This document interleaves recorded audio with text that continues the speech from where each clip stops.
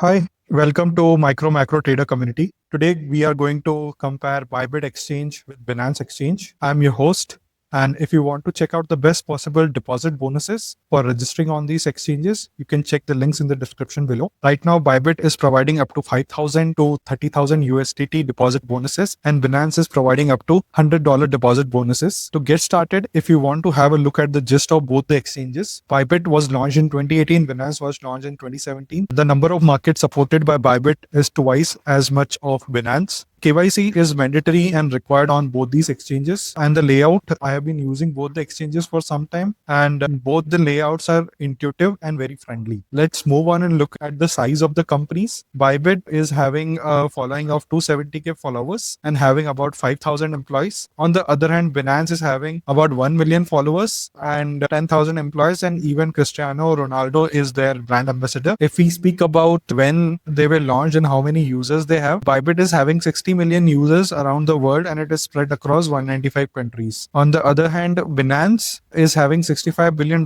trading volume and was launched in 2017 and is having 270 million users across the world in about 200 countries. Speaking of another important feature, which is trading volume, very important for any trader who wants to trade cryptocurrencies, because a healthy trading volume ensures that your orders will not be missed and will be filled and there will be no slippage. So right now the spot trading volume for in last 24 hours is about 2 billion, and on the derivative trading volume side it is 17.3 billion. Similarly, if we speak about Binance spot trading volume, it is 11 billion, and the derivative side, its trading volume is 46 billion. You can clearly see Binance is 4 times as bigger than Bybit. Binance is the number 1 crypto exchange in the world and Bybit is number 2. Founders of both these exchanges are really native to cryptocurrencies and are really passionate. Moving on to another important aspect of KYC. KYC on both the exchanges is mandatory, and there are 3 levels of KYC: standard, advanced, pro. For standard KYC, your identity assessment using any government approved ID will be done and proof of identity you can submit. Advanced KYC, addition to the standard KYC documents required, you need to even give your proof of address, and for the pro KYC you need to do a video verification, and according to your trading volume you will be classified as VIP 1 to Pro 6. Depending upon that, your withdrawals or deposit limits will vary. If we speak about, Binance has 4 levels of KYC level 0 to KYC level 3. So KYC level 0 is not verified, and here you can't do anything apart from a withdrawal of 0.06 BTC on a daily basis. And level 1 KYC,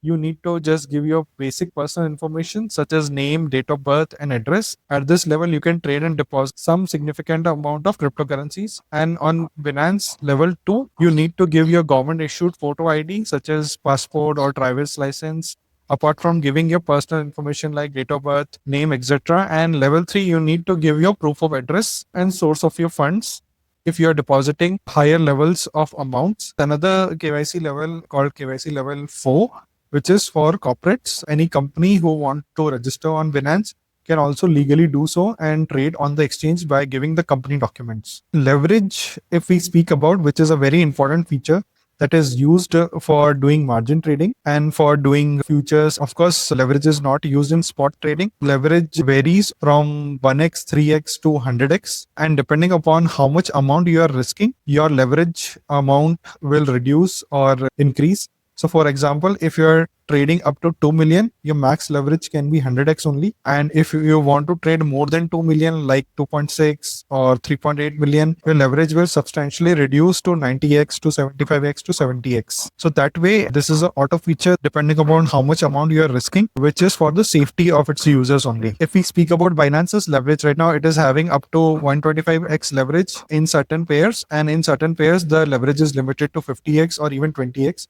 So for example, BTC USDC perpetual, if you want to use the max leverage of 125x, your notional value or your amount at risk cannot be more than $50,000. And let's say if you want to do a trade of a million or even 10 million, your leverage will vary between 20x to 50x. And this leverage is even lower as the liquidity decreases in different pairs. So for example, Dodge, you will find only 75x leverage.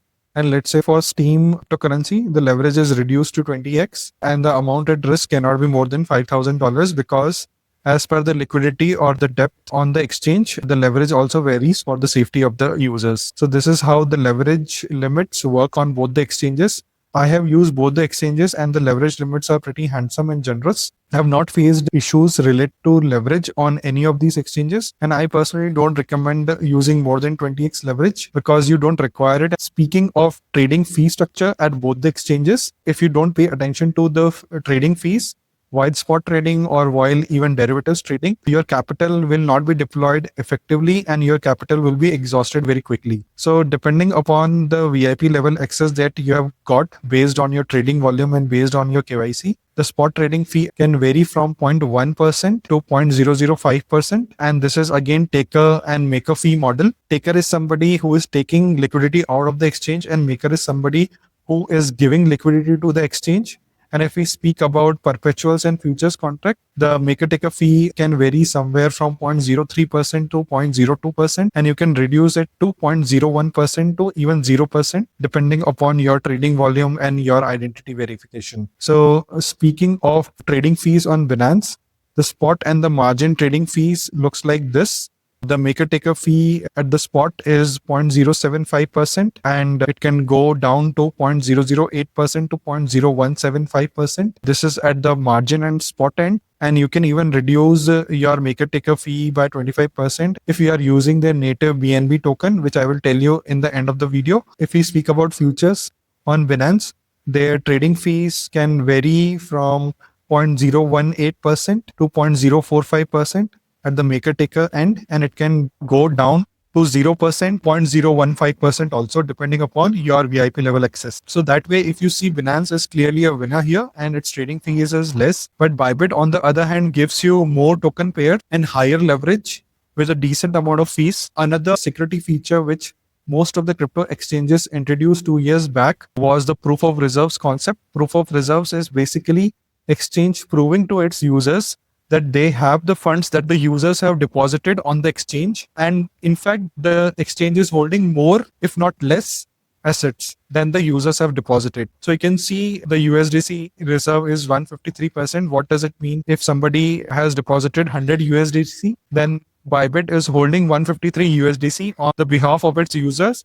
And this kind of a reserve ratio is more than 100% in almost all the cryptocurrencies being holded on Bybit, which generates peace of mind for the user. The proof of reserve on Binance for almost all the digital assets is more than 100%. So for example, if you see BNB, it is 111%.